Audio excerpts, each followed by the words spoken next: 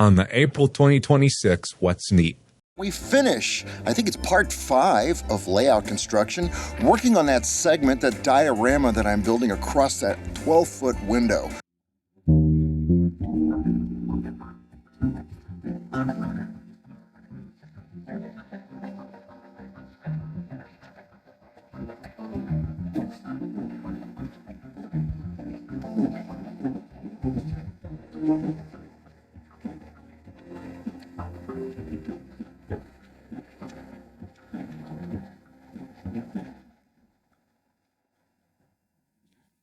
The What's Neat show is sponsored by Lombard Hobbies, your value hobby shop for over 40 years of modelers helping modelers. Big inventory, value pricing, fast shipping, and great service. And by Broadway Limited Imports, the cutting-edge leader in model trains. Check out their website at broadway-limited.com.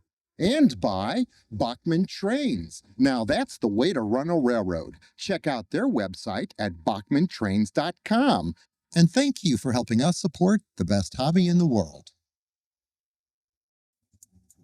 This is What's Neat for April 2026. I'm your host, Ken Patterson, and this month we've got a great show in that we finish, I think it's part 5 of layout construction, working on that segment, that diorama that I'm building across that 12-foot window, which, as I've said before, has turned out to be one of the most functional dioramas that I've ever built.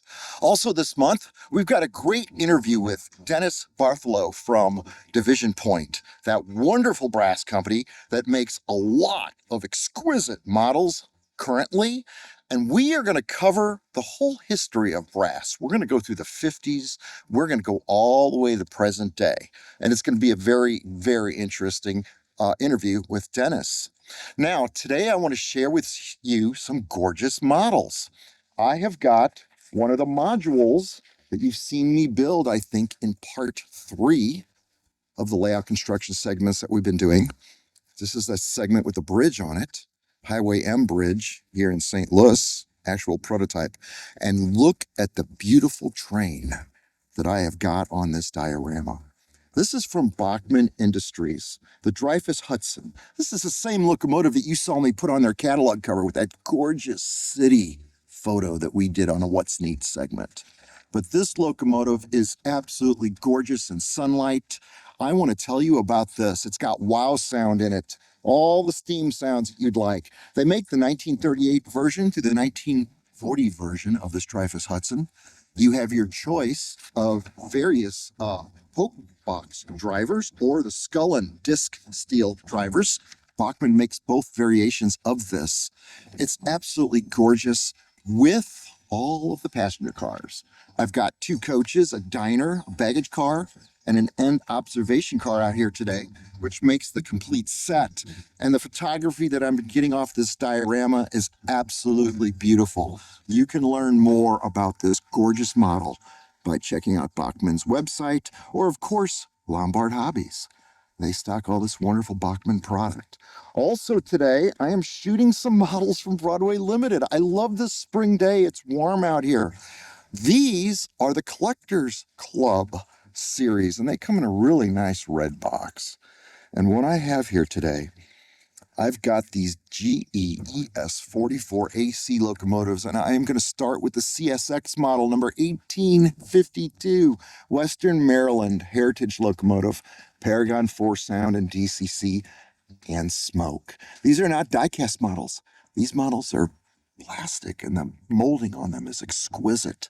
The next one I want to share with you, and I shot these all outside, the Canadian Pacific Kansas City Southern Locomotive, the Golden Beaver Scheme. Just a beautiful model, number 4805. The next model I want to share with you, I've got this UP one with the pink ribbon scheme on it, number 7400, Union Pacific ES44AC, again with Paragon 4 Sound, DCC smoke, the whole bit in HO scale. Beautiful day for doing a photo shoot out here. So with that, be sure to also check out the What's Neat This Week video podcast that we shoot down here pretty much every Saturday night, sometimes on a Wednesday, keeping you updated on this, the best hobby in the world, the hobby of model railroading. So with that, let's continue on with the rest of this April 2026, what's neat?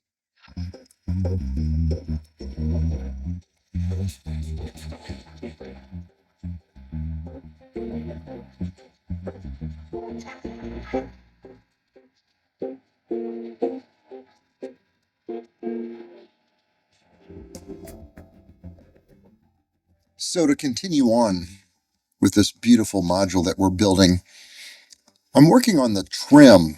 I'm working on the side plywood that's going to give this diorama strength.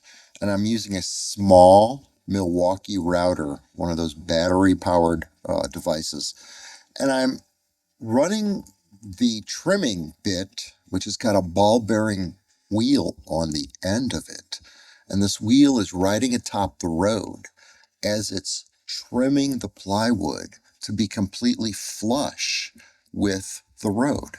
And it makes for a very nice finished looking woodwork when it's stained and polyurethaned, matching up exactly to the topography of any one given diorama that I'm building. I do it like this all the time for all of my modules.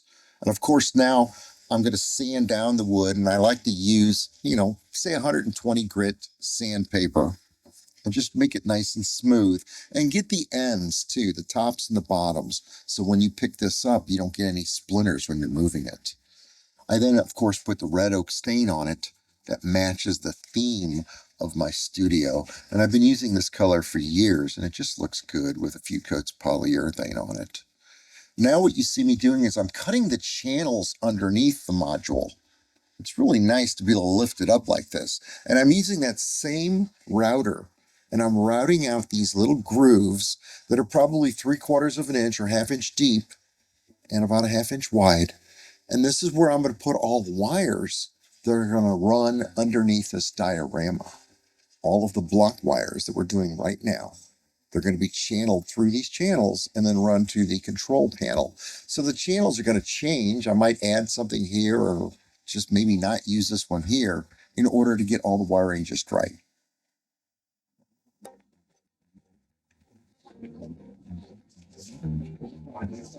I'm running a brass tube through the foam diorama, and I'm threading about 22 gauge wire through the foam to the bottom, where you just saw me make the grooves that will hold these wires flat underneath. And right now I'm sinking the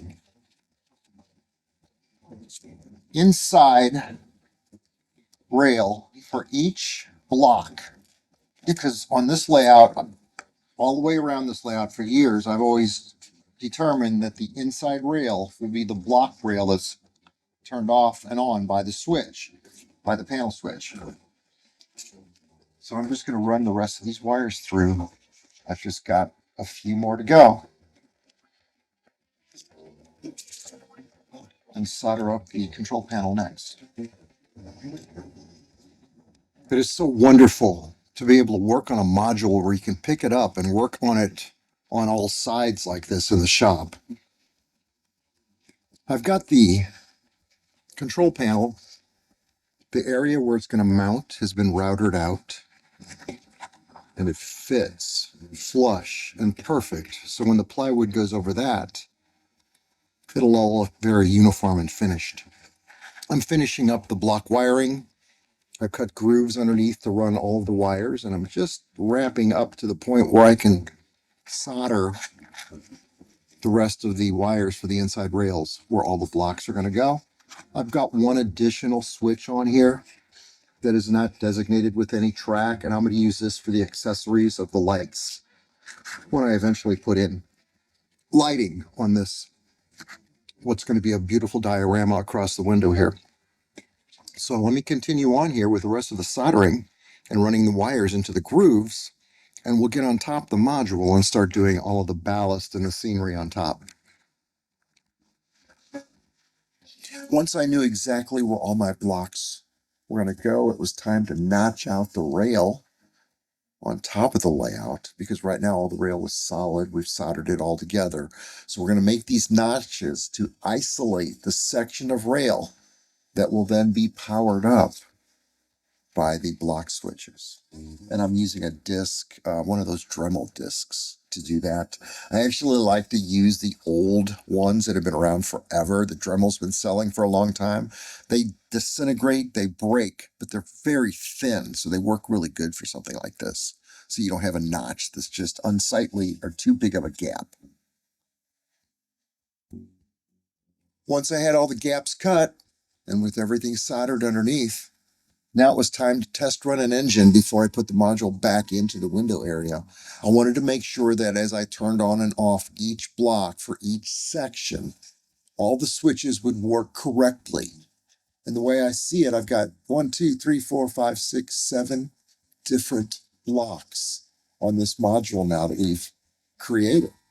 So it's just, this is a great moment to watch this little switch engine do its thing, and everything did work perfect.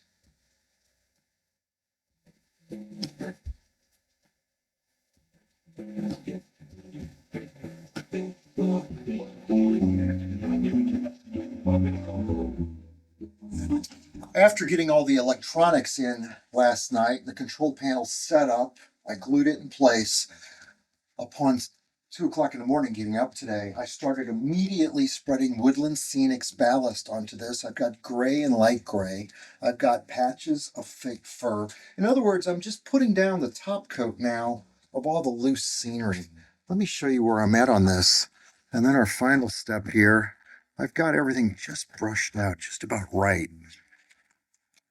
This is what we're going to spray a couple of bottles of Woodland Scenic's Scenic cement over all of this. Just super nice. I've got the plywood over on the other side on the table over there. 3 or 4 coats of polyurethane. That's waiting to be wet sanded for its final coat. And then I'll place it onto the sides of this. The hardest thing to do is going to be able to cut the hole for the control panel and get it absolutely perfect the first time. I've got some fake fur on this. I do like fake fur and it matches the rest of my layout. And I'm going to take a hairbrush and work the dirt in. I've got some pins here holding down the fake fur where the glue didn't completely glue the edges. After the Woodland Scenic cement sets up, I'll pull those pins. I still got to rake in the dirt here on this fur.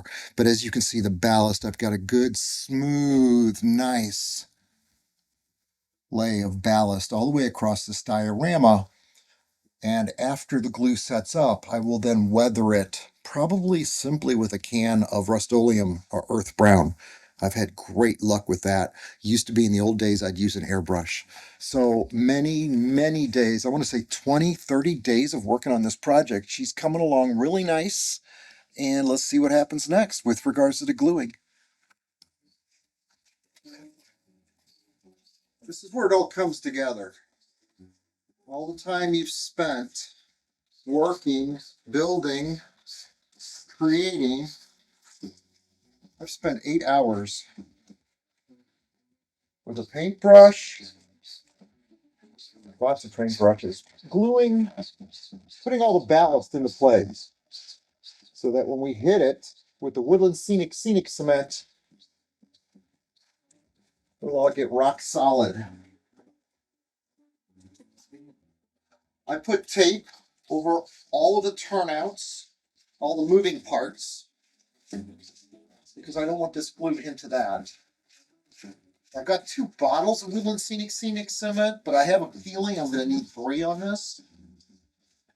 It's okay to spray the cement roads, because what this Scenic cement will do is seal them.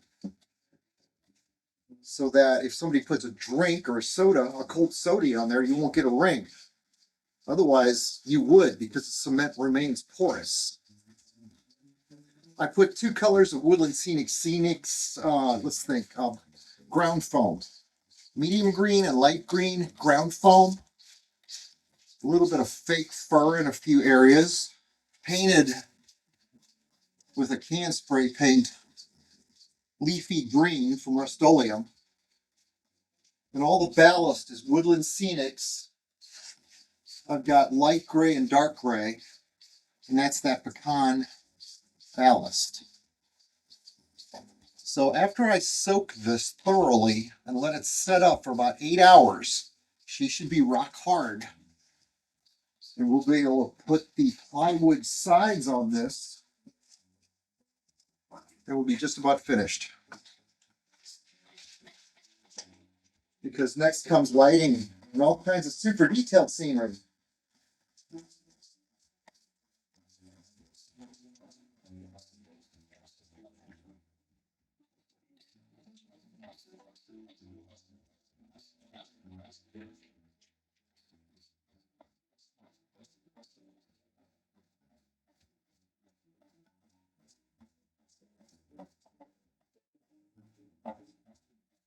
Once you see it start to puddle on the ballast and the dirt, that's where you want it to be. Then it'll settle down and be smooth. The liquid smooths everything out. I will take paper towel and I'll wipe up the excess off the roads because that will turn white. Even though this dries clear, if you have a large accumulation on a flat surface, it will dry milky white. Right now I want everything just soaked. This is where you learn a lot about your topography and whether or not you've made good water runoff on your diorama. So let me continue this, and we'll get it back over in the window and run a train through it. And I think that'll make for a great video ending.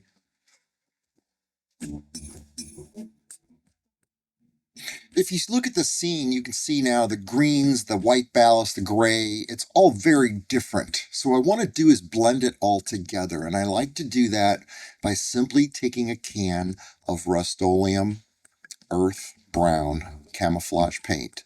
And I'm overspraying the track, the ballast, the turnouts, just kind of blending things together. I would say this is what I used to do with an airbrush, but it's easier to do with this can. Now everything's masked, so I'm not painting the roads right now, just only the ballast line and the scenery. Upon pulling up the tape, the roads are all protected. The coloring of the roads with India ink looks good, and now everything blends together. The rails, the track edge, it just looks weathered. It looks better that way. Now I wanted to start to put the fascia on. And because this piece is 11.5 feet long, it's broken up into two sections. So there's a smaller piece of plywood and then an 8-foot piece of plywood. So what I did was I started with a black marker, and I wanted to mark exactly where the blocks of wood were. And that's what I'm doing right now on the black protective tablecloth here on the surface. So that I'll then take the staple gun and I'll staple this plywood into the wood blocks that we've previously embedded into the wood with the router. And that's going to keep everything solid and keep this diorama from flexing in any way. Now, this piece of wood, I've drilled out 4 holes, a hole in each corner, and then I drew lines. And what I'm doing is I'm cutting out the area where the control panel, that you can see right here, is going to be exposed. So I want this cut to be really good. That's why I drilled the holes first, so I wouldn't have to cut out a corner with the saw. And then I'll follow this up with a rasp, a file. But if I did this right, this should fit just right on there. Now I'm going to have to take some stain and stain the inside edges of that and smooth that out with sandpaper. But it's really good when a plan goes together. And as you can see, this is fitting really nice. You can see the contours of the road where we use a trimmer and trimmed it all smooth. This is perfect. I like this. Now I've stained the inside of that area where the control panel, the edges of the plywood. And I'm using the Great Stuff Foam Pro. And I'm putting a little bit of a bead on this, on the wood, because it will expand and it will stick to the foam and it will help things to adhere. But I'm also going to follow up like we did before. And I'm going to press this into place. And I'm going to use 1-inch staples. And I've got a piece of wood in my hand as a guide with lines drawn on it, so I know exactly where the blocks of wood are behind the piece of plywood that I'm stapling. And then once this is done, I'll work my way all the way through the curve And that pretty much finishes up this diorama. I mean, other than a few weeds, and of course, you can go on forever putting scenery on something like this, but this is such a functional diorama. The track pattern, everything is laid out great. And the roads. Let me tell you, Joshua Barton brought over one of his Volkswagen remote control vehicles and drove it on these roads. The roads are smooth. Everything just works as we see the entire diorama here on this pan shot. He drives past the area where the locomotives will be parked and the parking area for the service vehicles for the locomotives. I mean, it's just all perfect. I love the sidewalk, the way that turned out with the railroad tie wall. The sides of it look good. And I can't close out this video without showing you a steam locomotive running in all of its glory.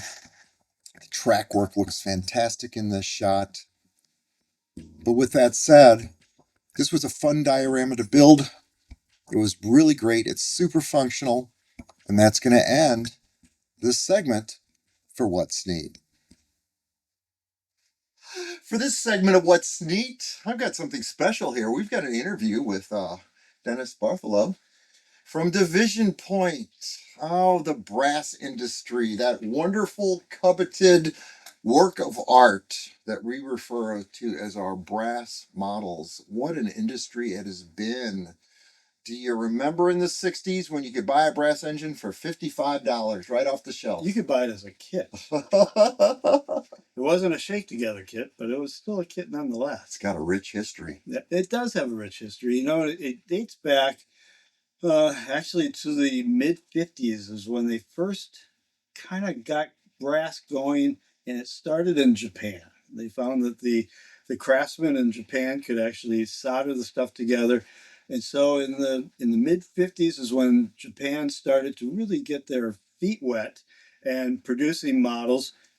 Some were pretty crude, some were better. That's when they did hand builds. And I mean, where they took the brass and they filed it with a file, and it's crazy the stuff that they used to do back then. But you know, it caught fire, and the guys started buying the brass, and it was affordable back then. Never was it painted. In the 60s, you started to see a much bigger influx of brass. Not all of it was correct. Not all of it was prototypically correct, especially the diesels were pretty poor. But in the 60s, it became very popular. And the 70s, it really took off at that point. The Japanese were building the engines, and they were bringing them in by the hundreds. Tenshoto. You're talking about the days of Tenshoto. Tenshoto, durable engines. Yes. But, you know, the technology was fairly crude for the time. A lot of it was painted at that time. And again, they were making them in large quantities, and the guys were buying them. Eventually, you know, Japan got to the point where it became too expensive. You know, when their middle class evolved, wages started going up. Okay. You saw that it was getting too expensive to build them in Japan, so they moved the fabrication over to Korea, which is kind of where it is now. Although a lot of us moved to China as well. Right. But it kept going strong through the 70s and the 80s and the 90s as well. And so they were bringing in fairly large quantities of these engines, and they were selling them out. A lot of them were unpainted. And eventually, you know, as the 90s progressed along, the quantity started to drop, the demand started to drop. The baby boomers had purchased what they wanted to purchase, and so it started to taper off quite a bit. But the product got better and better and better. And so in the 90s, even though the business, I mean, we saw Overland models, so many green models on boxes. Challenger Imports, Bobby Hall, Hallmark. So many companies in that period of time that you're describing from, I want to say 79 through about, I want to say really through about 2005. Yeah, you know, early 2000s is when it started to really drop off. And the quality got much better, but the quantity dropped way off. Okay. And so in the mid 2000s, all the guys who are doing the importing. You know, you have your importers. You have Westside, you have Sunset, you have Challenger and OMI. But the manufacturers were over in Korea. So there you had Samhansa, and you had Ajin, and a lot of other manufacturers. And so one importer might be using multiple manufacturers, and some were good and some were not good. They were pretty I poor. remember Ajin. I'm going back to Overland now. Union Yeah. Pacific, I would purchase the very first, at the time we called them Techno Toasters. Okay, you're talking about the new radiator design. I mean, they looked, the LMX looked amazing in the gray and white with the red stripes. Yeah. I'm going from memory on this, but I remember how much I coveted the Union Pacific. This was going to be my first Techno Toaster. And I think I paid $350 for a custom painted Union Pacific. And I mean, it was tricked out with glass and the window grommets were painted black. It was a pretty well done model. I was so impressed with that. But now the same quality isn't the same quality because that model back then, even though the brass business might have declined with regards to the amount of volume, but the quality of the inner workings of the brass, this is the untold story of how it's really evolved. Yeah. Like the plastic stuff is done. The insides of these models are way different than a 1990s Overland. Well, you have to also think about this. So if you go back to the 1900s, you know, right, everything was DC. Okay. And so a lot of people will say, yeah, the brass is nice, but you have all these problems with shorting. And that seems to be the biggest issue. Yeah, they did. And the issue was, I should say, it wasn't an issue. And the reason is because you had DC. So if you had just a hair of a short, you never noticed it. Right. Okay. Today you have DCC. You have a hair of a short, boom, you blow the breaker. And so it's much more temperamental in that area. So, you know, people will look at the older brass and say it's really hard to run it on today's railroads. That's true. And so the stuff that we build today has to take into account that it's going to trigger circuit breakers, so it better be flawless. There was a time period in the brass industry and where they were getting so detailed. I mean, I'm specifically calling into a story I recall about the Overland Models 3-piece turbine, just like the plastic one that the cameras can't see on the shelf back here.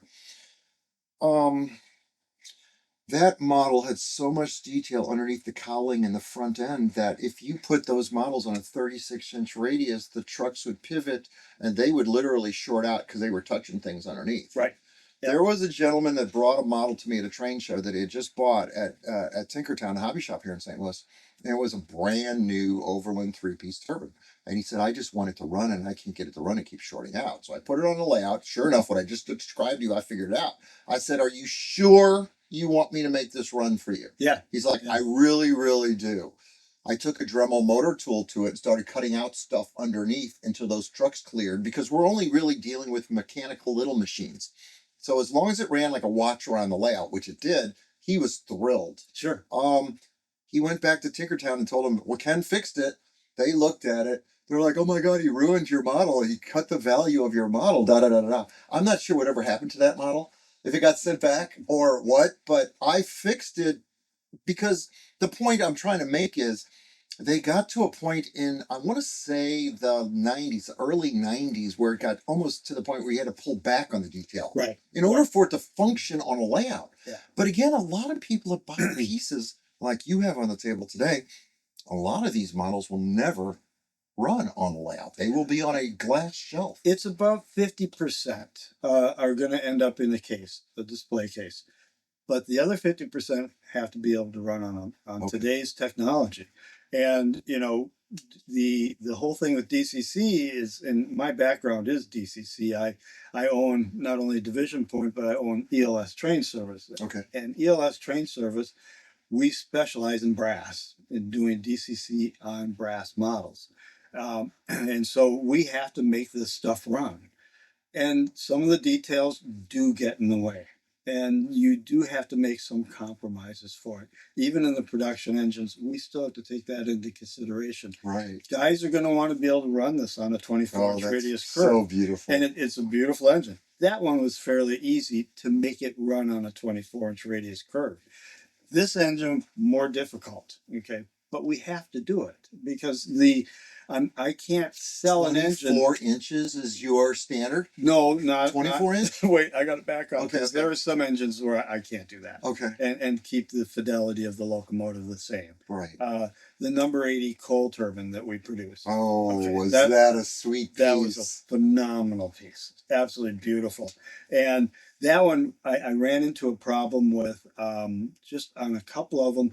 The airlines coming off the bottom of the side frames of the trucks would touch the frogs, and you would pop a breaker right there. And so we had to make sure that those were taken care of. But still, that whole assembly, I could get it through a 30-inch radius curve, but that was pushing it. And so I would advertise it as 32-inch radius that we could get that train to go through. To get it down to 24 inches, number one, it would look terrible. Okay. Just with trains that long, it wouldn't look right going through a 24-inch radius, and I would have to sacrifice too much detailing to do that. But on the other engines, we hold to 30-inch. That's what I want to make sure I can negotiate 30-inch, and I'm good with 30-inch. So with the SD70 Aces, 30-inch is not a problem. But that again, back in the day when you had DC, you got that momentary short, the flywheels would get you through it, and you never noticed it. Today, we can't have that momentary short.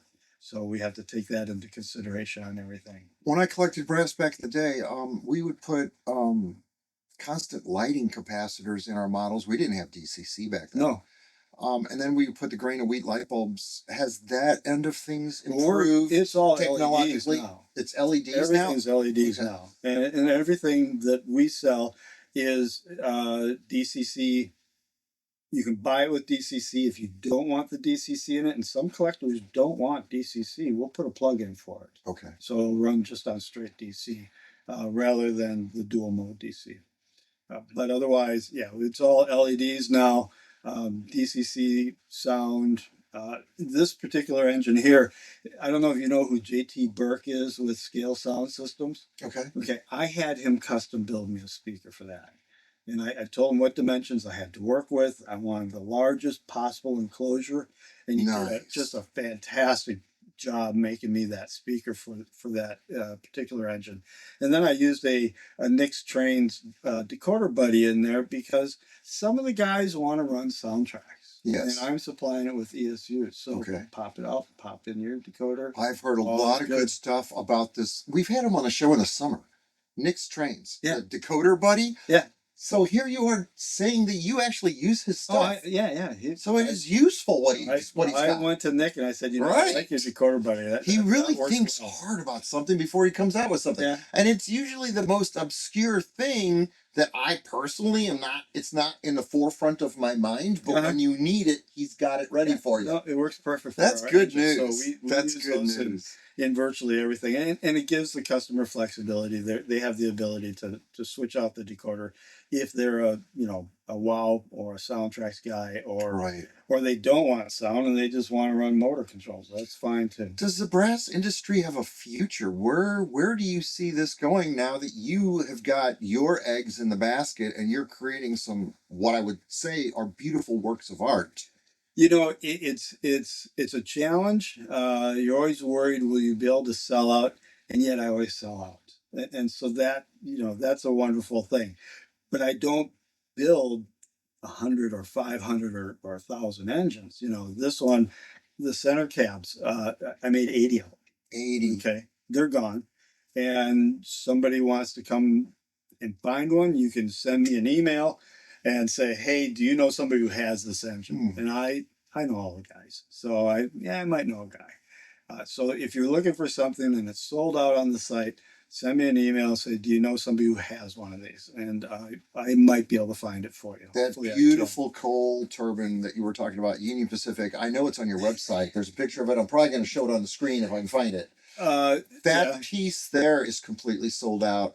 Oh, it's And this is an example of how you say when you purchase something from you over a period of, it doesn't seem too long, it does increase in value because of the short runs that you're making. oh sure. What is a coal turbine like that worth right now? Oh, they're getting 10,000 for it. $10,000. And we sold them at 4,800, I think, for the set. So these steam turbines in front of you here, okay, we did 80 of those, 80 sets, because 82 The engine steam, sets. that's the yellow one right in the very front. That's the Okay, ones you okay. like so Yeah. I love those. Those are beautiful. And those sold out. We did 80 sets of those, and now you'll find if you find them on eBay as a set, you'll probably pay about 8,000-9,000 for them because Okay. they're rare. Yes. And they're unique. And that's what happened with brass. If we go back to it, you can say I can find brass steam engines for $200-300. Yeah, you can.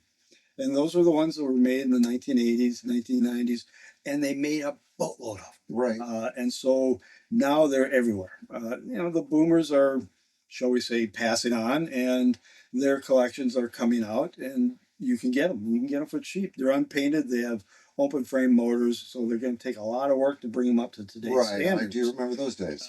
But the pieces that are more difficult are the ones that are done 80 pieces. This one we did, I think, probably about 120 of those, but there were variations on those. The Ferromat or the SD78s that I just did, I did 100 pieces of those total. I won't run those again. They're sold out.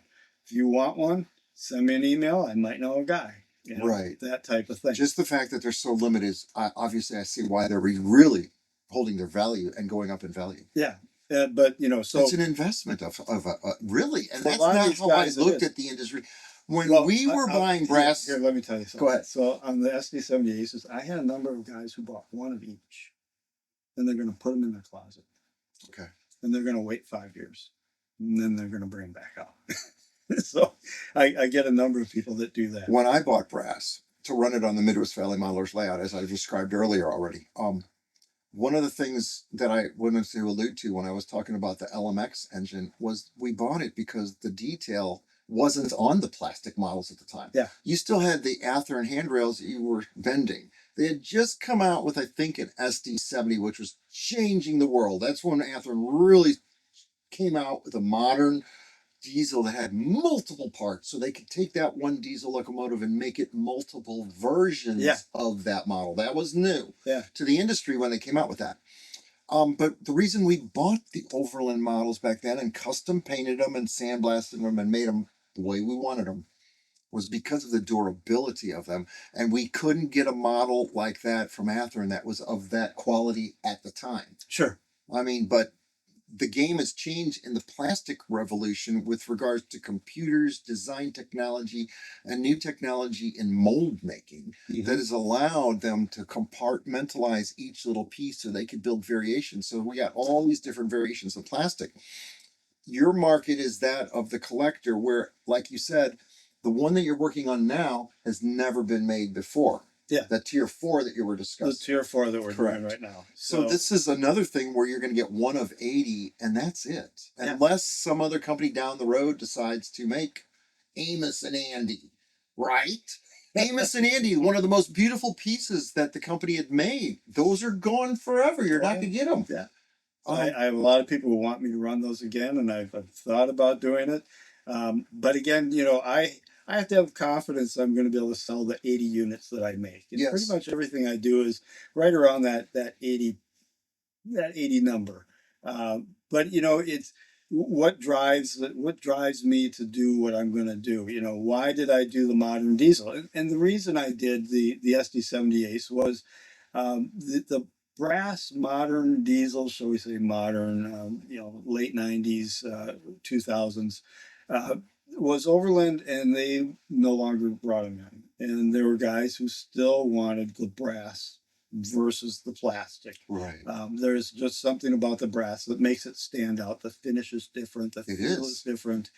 Everything is different about it. And so it makes them unique amongst the SD70s. And so, then they came to me, my customers. My customers are what drive me. And so, they came to me and said, you need to do the Tier 4. Right. We really want you to do the Tier 4. So I'm in talks right now with Progress Rail. I've signed the NDAs and we're getting the licensing agreement, and we're going to go ahead with the Tier 4. And so I go out on my Facebook page. I have Division Point has a Facebook page. I go out there. I say, hey guys, I'm thinking about doing the Tier 4, the SD78's Tier 4, and they come out of the woodwork. Hey Dennis, I used to drive that engine. Okay, and I took a picture of that thing from every different angle and every little detail, and I mean right up to the trucks. Nice. I've got all these photographs of those engines. Do you want them? And absolutely. And he did a data dump. It was 2 megabytes or something full of photographs.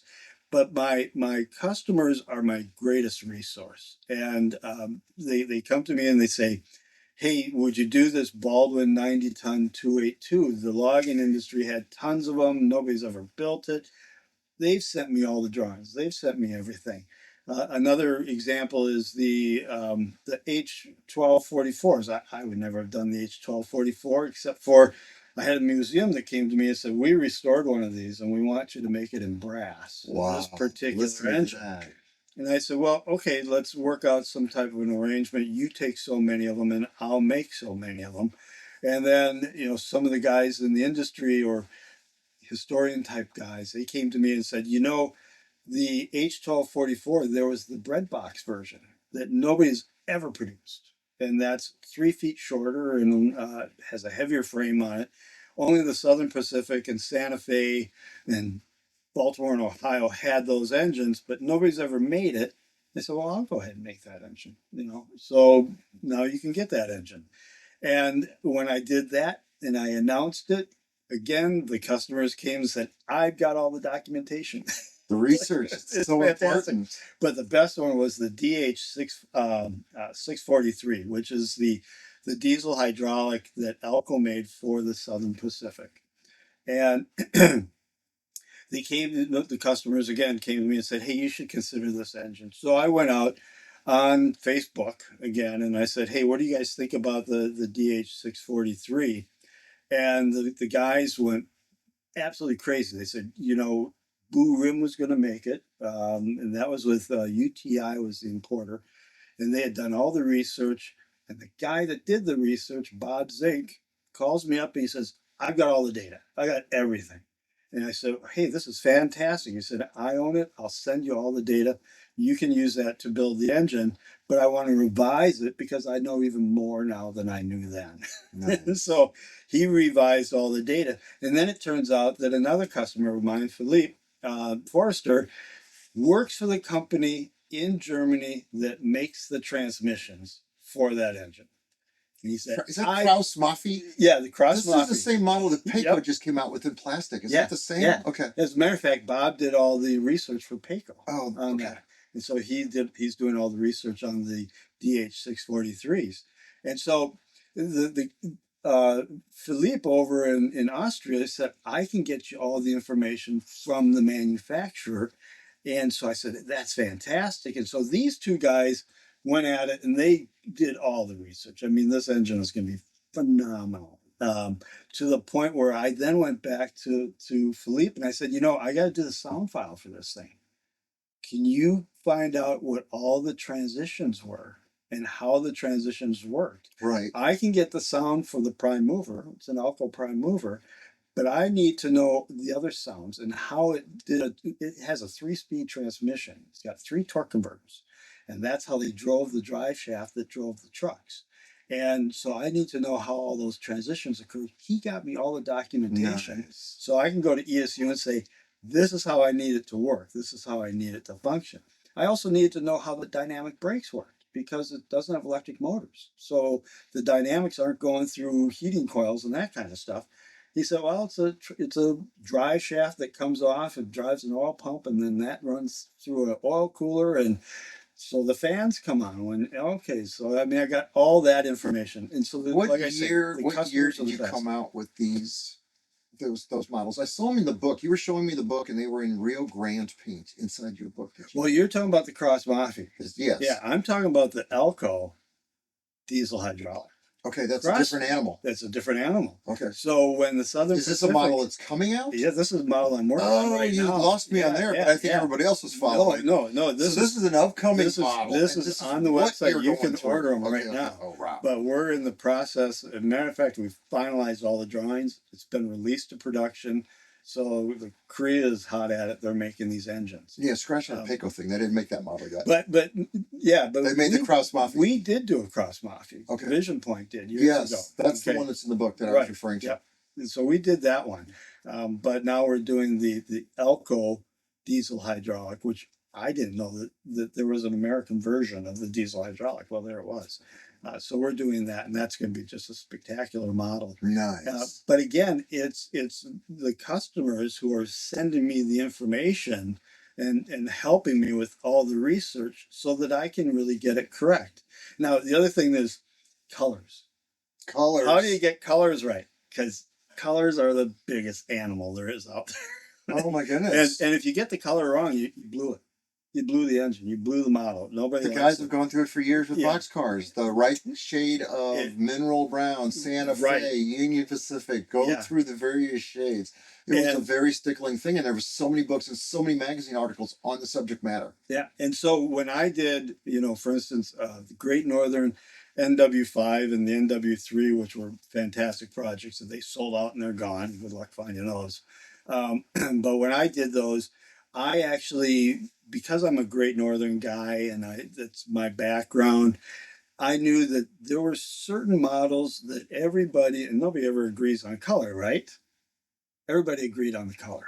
They said, that one's right. Right. That was the Railway Classics or Shoreham Shops passenger cars that they did in Great Northern. So I took one of those passenger cars and I sent it to Korea. I said, just copy this. Okay.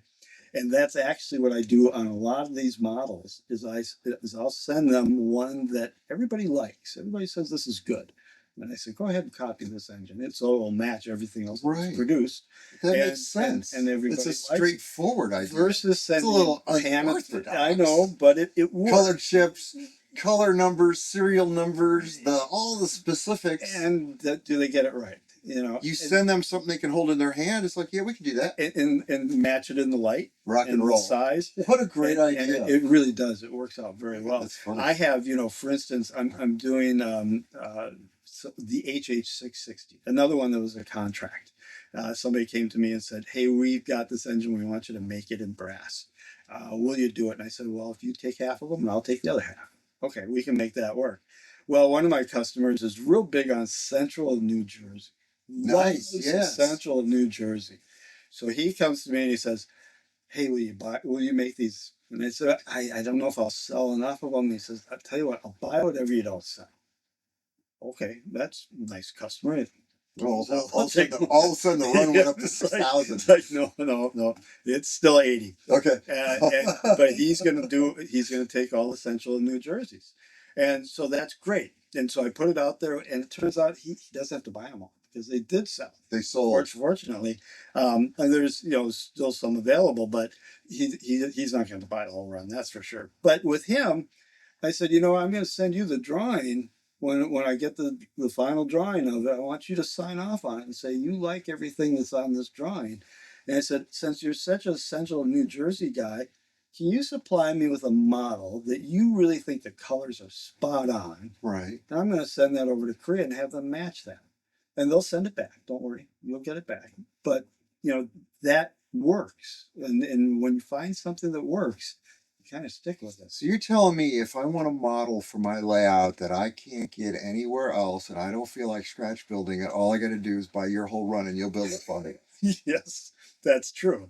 Hopefully you won't have to. Okay. That's actually neat. Yeah. Not that I have anything in my mind, but you don't know who might out there. Hey, they're listening. I'll tell you what. There are people watching us. Are you aware of that? I know that. Yeah. So I'm doing I'm doing some F units. Okay. And, why are you doing F units? Everybody's done F units because everybody's done SD40s and they still sell. The F units still sell. And there's so many oddball F units. Well, so there's the MTBA, which is the Massachusetts Bay anyway.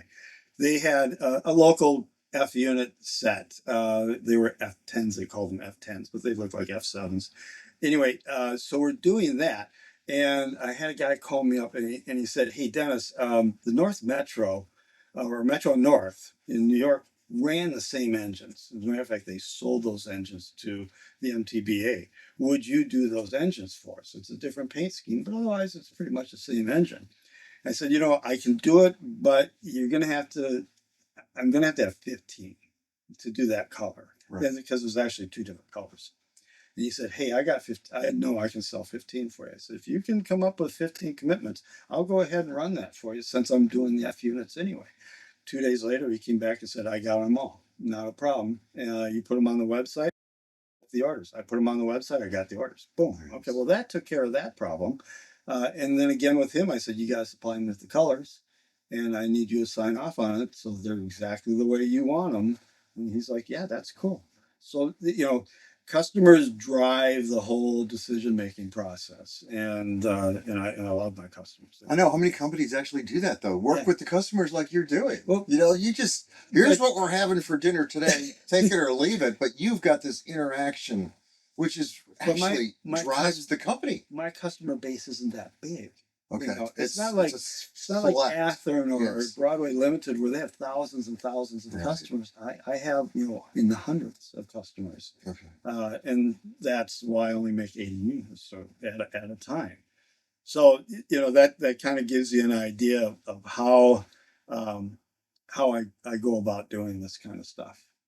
So it's it's a lot of fun. Steam engines are a real bugger because to do a steam engine and to get 80 orders for one specific steam engine, it's kind of it's a tough thing to do. Diesels, much easier to do. I did the center cabs, and the center cabs were so popular. I'm surprised nobody's done them in plastic, but it's amazing to me that you don't get that in plastic. I did them in the M&S, which is the Minnesota Northfield and Southern, which was the most popular. And I sold a ton of those. So as I'm doing the H1244s, that was another engine that the M&S had. Okay, I wasn't going to do that version, but I thought, I did the center cabs. There's probably a bunch of guys out there that want the brass version of the H1244. But a dealer came to me and said, "Dennis, if you do that, I'll take them all." Okay. I said, "Okay, so I'll run them." This seems to happen a lot in your circle. It does. Yeah. And that's fine with me. It helps. So he's taking all of those. I'll put them on the website, but I'll say, "You got to go see Big John if you want to get these engines because I don't have them." But I did produce them. So, it's a much more intimate group and a smaller group of people involved in it. But it's a lot of fun. That's awesome. It really is. It's a lot of fun. So do you have, and if you don't, I'm going to suggest it, a gathering for your constituency, for your collectors, for your artisans that love your work? Do you have a private? We have, or tell me about it. How do you take them on a cruise? No. No. There's on Facebook, there's a brass collectors website. There's the Division Point, my website. There's a number of websites out there for people who are generally interested in brass and the history, and there's a lot of technical information in there as well. But we're actually having a brass event, a national brass event. I'm going to go to that, by the way. Yeah. It's going to be close. It's not that far from you. So it's going to be in Kansas City. Kansas City, you can't get any more central in the United States. And it's the trains, Super Chief runs right through there. And there's a lot to do in Kansas City. It's a fantastic place. What's going to happen in Kansas City? Well, it's going to be the Brass 2026 show. Okay. And it's actually Independence, which is 20 miles. So remember when Timonium was regarded as the brass show? I remember a period of time that my friend Phil Sheehan, who was a dealer, Timonium. He talked about it. It's all the time. So this is going to be the new brass show in the country. We're going to have clinics, how-tos. We're going to talk about the history. We're going to have vendors there. You'll be able to see just about everything that's ever been built in brass. And it's taking place at Oh, it's the Independence of. I'll have to show it to you, but it's a model railroad museum. It's a Okay. railroad museum with a huge brand new model railroad that they built in it. Okay. And they got there's a railroad track that goes out in front and a caboose and all that kind of Nice. stuff. And it's a wonderful museum. And this is going to be in September. September 17th to the 19th. And is there a website or something for the? They're what's the putting year? it together. They're getting it together right now. I'll send you the information on it, but it's called Brass 2026. And I don't know if they're going to have a limit on reservations, if they can handle more than 500. I don't know. It's going to be a tough one, but I'm going to be there. I'm going to have tables. And like I said, there's going to be painting clinics. There's going to be DCC clinics. I'm doing the DCC clinic. You can have there's going to be somebody round table discussions. take apart a brass engine with a torch and then show you how to put it back together again. Back together. That how to solder. Yeah, Brass is an important part. All of it, yeah. How to sandblast, And- how to paint. Well, and how to take these I inexpensive. mean, you're not going to brass sandblast engines. these and No. no. That's not gonna happen. But No. okay, yeah. But how to put DCC in them, what to watch out for. How do one of the biggest issues with the guys in brass is the shorts, and Yes. especially in the older brass engine. How do I find the short? And for me, it's not a problem. Right. I can find a short in a heartbeat. So I'm going to give a clinic on how do you find these horrifyingly difficult shorts. Sometimes it was It's- hard. Sometimes on a big boy engine, it's simply the drive wheels outside rim, and it's that little grommet before you get to the center. Yeah, the insulator. That little insulator that Yeah. kind of goes bad, and you're trying to figure out. I've discovered when DCC came along, and I still had a few brass pieces. If I did have a problem, the DCC system would make a sound inside the brass engine that would help you find it. Does that make sense? Yeah. Just like it makes that That- reverberation sound Right. on a turnout? Yeah. Yes. It doesn't happen anymore. Okay. That's how I was able to do it. You can tell at least if it was the front or the back of the big boy where to start. That's that was when- helpful. That's when DCC buzzed. Right. And made noise. Yes. That's back around 2000. Oh, they before use circuit breakers now, so it doesn't do before that they, anymore. Okay. Change that. But that's not. There's other approaches to take to find. But the the whole point is there's so many intricate things about a brass engine. Just the fact that you would, in my day, sandblast off the clear coat before you applied your first coat of paint that you want to put on it, because the relief in a brass engine was etched. And so the clear coat would fill that etching to the point that by the time you put UP yellow on it, she started getting filled in a little bit more than what I liked it to look. So you would sandblast off delicately with 220 aluminum oxide. In fact, I went to a train show and bought the sandblaster at a brass show. Yeah. On the East Coast. But you don't have to do that. You can also do it chemically. But these are the kind of things you could potentially learn by going to this brass show. And that's what we'll be And talking chemicals about. too to strip off the clear coat. Absolutely. Yeah. So you use lacquer thinner. And clean it up. So But you don't have to invest in it's an art. It's an art farm. You use certain tools when you do work on these projects. And a clinic like that. What I'm saying is I don't really want to do a clinic, but boy, if I did a clinic on brass, I sure could. I would know how to. Hey, you can I'm not come down roping there and do myself them. in, but We would love to have you down there. And there's going to be, because of its location and the time of year. My wife loves Hallmark. yes. All right. Okay, I get it. So Hallmark, that's their headquarters. Yeah. It's Kansas City. And so she can spend the entire day there at the headquarters and visit with all the stars. I guess they have stars. Anyway, and so she loves it down there, and then we can go do our train thing. So, for you guys who are considering it, give it some thought. There's a ton of stuff to do there. It's really a lot of fun. And the show is going to be spectacular. I'm really excited about it. So watch for it. It's going to be Brass 2026 is going to be the name of it. They have a Facebook page now. And if you go to the Facebook page, you'll be able to get all the rest of the information. That's fabulous. Yeah. So in 40 minutes, you've taken us back to the 50s. And you Back brought to us the right 50s. up. Yep. To today's Have you missed technology. any of the steps in the process? I don't We've think talked so. about the future. If you want to buy or if you want to pre-order one of these engines, you can go on the website and you can say I'll pay by check and just send a 10% deposit, and you're good until the engine comes out. Or if you want to sign up for a payment program, which makes it a lot easier, you can just sign up for a payment program. But don't hesitate to just put in a reservation, even if you don't want to put any money down. The 10% down will secure the reservation, keep you from getting bumped. Otherwise, put it in there, and that helps me forecasting wise, which is always a good thing. That's awesome. All right. No, very, very cool. So, Dennis, I want to thank you very much for talking. Thanks for having me. I love talking to these guys about this stuff. And, if you got a question, you can call me. The guys here at Model Railroad Hobbyist Magazine, they are the modelers. There's 90,000 of them that watch on the busy time of the year with the magazine online. Yeah, it's a great audience. These guys, their brass guys are there. The model builder guys are there. The layout builder guys are there. They're all there. So, yeah. It's really neat to hear that your industry is alive and well, and it gives us that little part that makes everything about this hobby the best hobby in the world. It is the best hobby in the world. Right? It's just so much fun. That's awesome. And it's the camaraderie and the customers, my customers. I love you all. Thank you very much. There you go. So with that, we're going to end this segment. All right. Of What's Neat. Take care.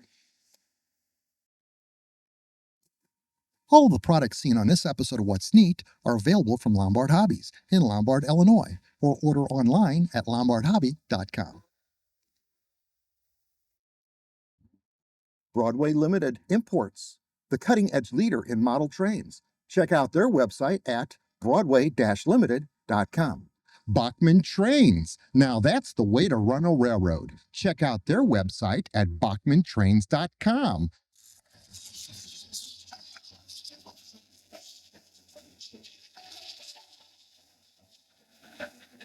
Wow. It's hard to film. Oh my Hello. God. Okay,